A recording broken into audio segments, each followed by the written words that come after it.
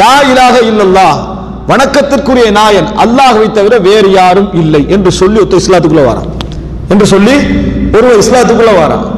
வந்தவர் என்ன செய்யறார் என்று சொன்னால், முஹம்மது ஸல்லல்லாஹு அலைஹி வஸல்லம் அவர்களுக்கு பின்னால நபி வருவார் என்றாரு. இவர் ஏதாவது வெளியே போனாரு? இஸ்லாத்துக்குள்ள வாரதுக்கு ஒரு வழிதான், வெளியே போறதுக்கு பல வழி இருக்குது. நன்றா புரிஞ்சுக்கணும். எப்படி வருவதற்கு ஒரு வழிதான், லா இலாஹ இல்லல்லாஹ் முஹம்மது ரசூலுல்லாஹ், இஸ்லாத்துக்குள்ள வந்துருவாரு. ஆனா வெளியே போறதுக்கு எந்த கொள்கை மறுத்தாலும் அவர் என்ன செஞ்சிருவாரு? வெளியே போயிடுவார். ஒரு ஆள் சொல்றாரு, ரசூலுல்லாஹி ஸல்லல்லாஹு அலைஹி வஸல்லம் அவருக்கு பின்னால நபி வருவார். இவர் எதை மறுத்தாரு? லா இலாஹ இல்லல்லாஹ் மறுத்தாரா, முஹம்மது ரசூலுல்லாஹ் மறுத்தாரா? ரெண்டையும் மறுக்கல. இரண்டையும் மறுத்தார் அவரு. லா இலாஹ இல்லல்லாஹ் வணக்கத்துக்குரிய நாயன் வேறு யாரும் இல்லை மறுக்கல, அல்லாஹ் மட்டும் தான் அவர் வணங்குறாரு. முஹம்மது ரசூலுல்லாஹ், முஹம்மது அல்லாஹ்வுடைய தூதர், அத கலிமால இறுதி தூதர் என்று இல்ல, அதை மறுத்தார் அவரு. இல்ல அப்படியே காதியானி காபிர் என்றோம், காதியானிகளை ஏன் காபிர் என்றோம்? எனவே லா இலாஹ, நல்லா இந்த பேசிக் சரியா நமக்கு விளங்கணும். லா இலாஹ இல்லல்லாஹ் முஹம்மதுர் ரசூலுல்லாஹ் என்ற கலிமா டோட்டல் இஸ்லாத்துடைய கொள்கையும் பிரதிபலிக்க வேண்டிய அவசியமும் இல்லை. அல்லாஹ்வும் சொல்லல, அப்படி ரசூலுல்லாஹி ஸல்லல்லாஹு அலைஹி வஸல்லம் அவர்களும் சொல்லவில்லை. லா இலாஹ இல்லல்லாஹ் முஹம்மதுர் ரசூலுல்லாஹ் இஸ்லாத்துக்கு வர வேண்டிய ரூட்டை மட்டும் என்ன செய்யுது? சொல்லுது. வணக்கத்துக்குரிய நாயன், வணக்கத்துக்கு தகுதியானவன் அல்லாஹ்வை தவிர வேறு யாரும் இல்லை என்ற கலிமா சொல்லுது. அதை ஏற்றுக்கொண்டவர் என்ன செய்வாரு? உள்ளுக்கு வருவார். முஹம்மது அல்லாஹ்வுடைய தூதர் ஏற்றுக்கொண்டவர் உள்ளுக்கு வருவார். வந்த பின்னால அவருக்கு பல விஷயங்கள் சொல்லிக் கொடுக்கப்படும். அல்லாஹ் இதை சொல்றான், ரசூல் இதை சொல்றான். எந்த அல்லாஹ்வை நீ நம்பி வந்தாயோ அந்த அல்லாஹ் இதை சொல்றான். எந்த தூதரை நீ நம்பி வந்தாயோ அந்த தூதர் இதை சொல்றாரு. அந்த தூதர் சொன்னதை நீ மறுத்தா மறுபடியும் வெளியே போயிடுவாய். அந்த அல்லாஹ் சொன்னதை நீ மறுத்தா மறுபடியும் வெளியே போயிடுவாய். எனவே நன்றாக புரிந்து கொள்ளுங்கள், லா ஹுக்ம இல்லா லில்லாஹ், ஆட்சி அதிகாரம் அல்லாஹ்வுக்கு தவிர வேறு யாரும் இல்லை. இது ஒவ்வொரு முஸ்லிமுடைய கொள்கை. இது ஒவ்வொரு முஸ்லிமுடைய கொள்கை. ஒரு ஆள் சொல்றான்னு வைங்களே, அல்லாஹ்வுக்கு ஆட்சி அதிகாரம் இருக்குது, மற்றவங்களுக்கு எல்லாம் ஆட்சி அதிகாரம் என்ன செய்யலாம், இந்த உலகத்துல சட்டம் இயற்றுவதற்கான அதிகாரம் இருக்கிறது சொன்னது குஃபர். அவன் இஸ்லாத்தை விட்டு வெளியே போறான். அதுக்காக வேண்டி லா இலாஹ இல்லல்லாஹ்வுக்குள்ள அது வரும் என்ற அர்த்தம் இல்லை. புரிஞ்சது? இந்த அடிப்படை விளைக்கணும். அதே மாதிரி தான் லா இலாஹ இல்லல்லாஹ் கலிமா எதை சொல்லல? தௌஹீது ரப்ப சொல்லல. தௌஹீது ரப்புடைய வார்த்தையில வருதா? வரல. வணக்கத்துக்கு, அதாவது படைத்தவன், நிர்வகிப்பவன், உயிர்ப்பிப்பவன், உருவாக்குவன் எல்லாம் இறைவன் தான் அந்த வார்த்தை சொல்லுதா? சொல்லல. ஆனா அதை ஏத்துக்கலாட்டி ஒருத்தன் லா இலாஹ இல்லல்லாஹ் ஏத்துக்கொள்ள மாட்டான். அதை ஏற்றுக்கொள்ளாது விட்டால் ஒருவன் லா இலாஹ இல்லல்லாஹ்வை ஏற்றுக்கொள்ள மாட்டான். இந்த இப்ப நான் சொன்ன இந்த விளக்கங்கள் இப்ப நான் உங்களுக்கு சம்மரைஸ் பண்ணி சொல்றேன். இதை சொன்னதுகளை நீங்க நல்லா ஞாபகம் வைத்துக்கணும். இது மிகப்பெரிய ஒரு பேசிக். இந்த பேசிக்ல இருந்து நீங்க பார்க்கிற நேரத்துல தான் எங்கெங்கெல்லாம் தவறு வருது என்று நம்ம என்ன செய்ய விளங்கிக்கலாம். என்ன கவலை தெரியுமா? நம்ம லா இலாஹ இல்லல்லாஹ் ஒரு தரிசில இருந்து படிக்கல, அல்லது ஒரு தரிசில பயான் மாதிரி கேட்டிருக்கிறோம். இப்படி படிக்காமலே நம்ம நிறைய விளக்கம் எடுத்து வச்சுக்கிறோம். அதான் பெரிய கவலை. லா இலாஹ இல்லல்லாஹ் நம்மளா சில விளக்கங்களை உருவாக்கி, நம்மளா சில விஷயங்களை, வாதங்களை உருவாக்கி அதெல்லாம் வச்சு நம்ம போய்கொண்டிருக்கிறோம். ஆனா லா இலாஹ இல்லல்லாஹ் முஹம்மதுர் ரசூலுல்லாஹ்வை நபி எப்படி கற்றுக் கொடுத்தாரு, எப்படி அவருடைய தோழர்கள் படிச்சாங்க, எப்படி இந்த இஸ்லாமிய சமுதாயத்துடைய அகீதா வழிவந்த மக்கள் படித்தார்கள் என்பதை என்ன செய்யப்படல, சொல்லப்படாத ஒரு நிலைமை நாம் என்ன செய்கிறோம், பார்க்கிறோம். அதனால் அன்புள்ள சகோதரர்களே, லா இலாஹ இல்லல்லாஹ் முஹம்மதுர் ரசூலுல்லாஹ் என்ற கலிமா நான் ஏன் சொல்றேன்னா, ஒருவர் கேட்கிறார், முஹம்மதுர் ரசூலுல்லாஹ்ல இறுதி தூதர் இல்ல தானே, அப்ப எப்படி நம்ம காதியானை காபிர் என்றோம்? இந்த கேள்வியின் அர்த்தம் என்ன? முஹம்மதுர் ரசூலுல்லாஹ்ல முஹம்மது தான் இறுதி தூதர் என்று இல்லையே, எப்படி அந்த காலத்து மக்களை ஏற்றுக்கொண்டிருப்பாங்க? நூஹ் அலைஹிஸ்ஸலாத்துக்கு லா இலாஹ இல்லல்லாஹ் நூஹுன் ரசூலுல்லாஹ், நூஹ் பிறகு நபி வர மாட்டான் அவர் நம்பி பாரு கேட்கிறாங்க. எப்படி லா இலாஹ இல்லல்லாஹ் வணக்கத்துக்குரிய நான் அல்லாஹ்வை தவிர யாரும் இல்லை, நூஹ் ரசூலுல்லாஹ். அப்ப முஹம்மது ரசூலுல்லாஹ்னு சொல்லிப்பாங்க? அப்ப இல்ல, நூஹ் ரசூலுல்லாஹ், நூஹ் அல்லாஹ்வுடைய தூதர்னு சொல்லிப்பாங்க. மூசா ரசூலுல்லாஹ்னு சொல்லிருப்பாங்க. மூசா பிறகு நபி வர மாட்டான்னு சொல்லினா அப்பவே ஒரு காபிர் ஆயிப்பாரு. யாரு? அந்த மனிதர். அது மாதிரி தானே நாங்களும் சொல்றோம்னு கேட்கிறாங்க காதியானிகள். நூஹ் அலைஹிஸ்ஸலாத்துடைய சமுதாயம் சொன்ன மாதிரி, லூத் அலைஹிஸ்ஸலாத்துடைய சமுதாயம் சொன்ன மாதிரி, இப்ராஹிம் அலைஹிஸ்ஸலாத்துடைய சமுதாயம் சொன்ன மாதிரி, மூசா அலைஹிஸ்ஸலாத்துடைய சமுதாயம் சொன்ன மாதிரி நாங்களும் சொல்றோம், அல்லாஹ் வணக்கத்துக்குரிய அல்லாஹ்வை தவிர வேறு யாரும் இல்லை, முஹம்மது அல்லாஹ்வுடைய தூதர். நூஹ் அலைஹிஸ்ஸலாம் சமுதாயம் பின்னால யாரும் வரமாட்டான்னு சொல்லல, நாங்களும் அப்படி சொல்லல என்றார். இது எப்படி விளங்கப்படுத்துறது? அதனால லா இலாஹ இல்லல்லாஹ்வுடைய கலிமாவை பத்தி நம்ம விளங்கினோம்னா இதை பத்தி நம்ம விளங்கப்படுத்தலாம். முதல் அடிப்படை ஞாபகம் வச்சுக்கோங்க, லா இலாஹ இல்லல்லாஹ் என்ற கலிமாவோ முஹம்மதுர் ரசூலுல்லாஹ் என்ற கலிமாவோ டோட்டல் இஸ்லாமும் இதுதான் என்று சொல்ல வரல. நல்லா புரிந்து கொள்ளும், டோட்டல் இஸ்லாமும் இதுதான் என்று சொல்ல வரவில்லை.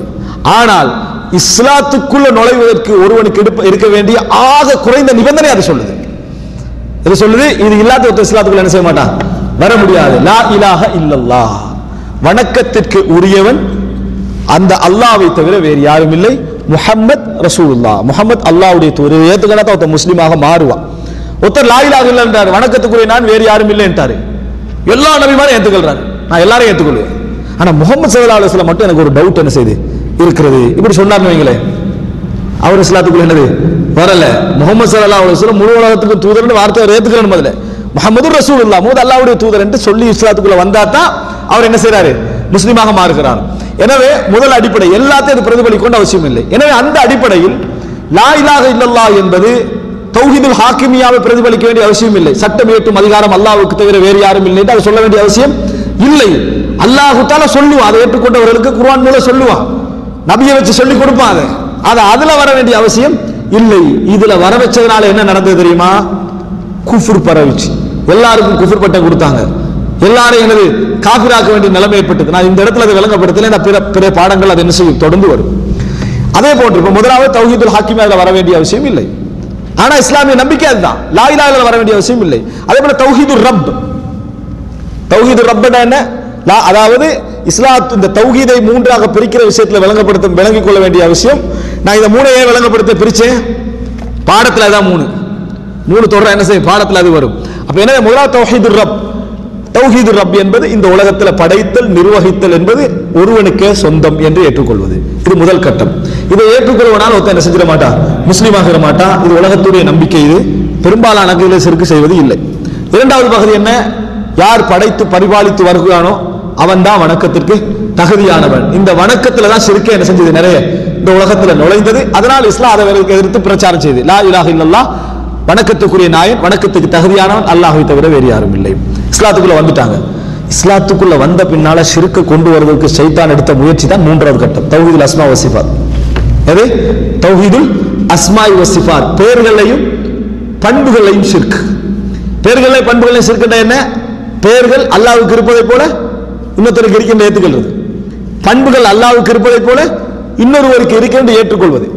இந்த மாதிரி சிந்திக்க ஆரம்பிப்பதில் தான் இந்த இஸ்லாமிய சமுதாயத்துக்குள்ள இறுதி தூதருக்கு மத்தியில, அதாவது அந்த சமுதாயத்துக்குள்ள ஷிர்க் வந்துச்சு.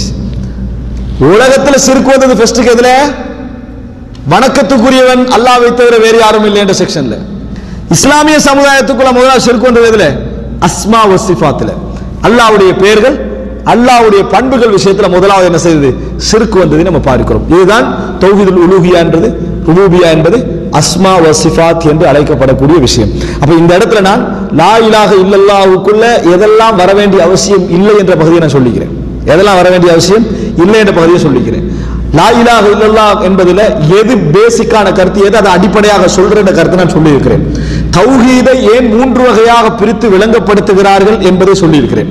நான்காவதாக தௌஹீத் என்ற மூன்று வகையும் என்ன, எப்படி எப்படியெல்லாம் அதுக்குள்ள ஷிர்க் வருது என்பதை நான் என்ன செய்திருக்கிறேன், இந்த இடத்துல சொல்லி இருக்கிறேன். இது சொல்ல போனால் இவருடைய முதலாவது, இரண்டாவது, மூன்றாவது, நாலாவது பாடங்கள், மொத்தம் 4 பாடங்கள். இந்த 4 பாடங்களுடைய சமரி இதுதான், சுருக்கம். ஆனால் நாங்கள் இதுக்குள்ள உள்ளுக்கு என்ன முழுமையா நுழையல, அது சுருக்கங்களை விளங்கப்படுத்திக்கிறேன். இப்ப அடுத்த தொடர்ல நம்ம என்ன செய்வோம்னு சொன்னால் அதற்குரிய ஆதாரங்களை கொண்டா படிப்போம். அதாவது குர்ஆன் வசனங்கள், ஹதீஸ், குர்ஆன் வசனங்கள், ஹதீஸ், 2 விதமா ஆதாரங்கள் கொண்டு வருவார் இதுல. அக்லியத், நக்லியத். அக்லியத்துல சிந்தனை ரீதியான ஆதாரங்கள். இரண்டாவதாக குர்ஆன் சுன்னா சொல்லக்கூடிய ஆதாரங்கள். அப்படின்னா என்ன, குர்ஆன் சுன்னா சொல்லக்கூடிய சிந்தனை முரண் அர்த்தம் அல்ல, குர்ஆன் சுன்னா சொல்லக்கூடிய சிந்தனையோடு உள்ளது. தனி குர்ஆன் சுன்னால வராம சிந்திச்சே நம்ம முடிவெடுக்க முடிந்தது. இந்த 2 பகுதியை என்ன செய்வார், விளங்கப்படுத்தி இந்த 4 செக்ஷனை அழகா என்ன செய்வார், அவர் கொண்டு வருவார். இது நம்ம மனதில் வைக்கணும். எப்பையும் ஒவ்வொரு பாடமும் கேட்ட நிமிடத்திலேயே 100க்கு 100 உலகத்தில் விளங்காது. எப்படி, எந்த பாடமும் கேட்ட நிமிடத்திலேயே 100க்கு 100 விளங்கிறாது. விளங்கினோம்னு சொன்னா தொடர்ந்து கிளாஸ் நடத்துறதுல ஒரு பிரயோசனம் இல்லாம ஆக்கிருமன்றதுனால அல்லாஹ் அப்படி வச்சிருக்கிறான். 100க்கு 100மே நீங்க கவனமாக இருக்க வேண்டும் என்று நினைச்சாலும் சிந்தனை என்ன செய்யும் தெரியுமா, கவனமாக இருத்தல் என்றால் என்னன்னு அந்த பகுதிக்குள்ள கொண்டு போயிடும். அதான் சிந்தனை. நீ கவனமா இருக்கேன்னு பார்த்துட்டீங்கன்னு வைங்களே, அப்படியே பார்த்துட்டீங்களே, கவனமாக இருத்தல் என்றால் என்னன்னு அதுக்குள்ள அப்படியே கொண்டு போயிடும். அதான் சிந்தனை.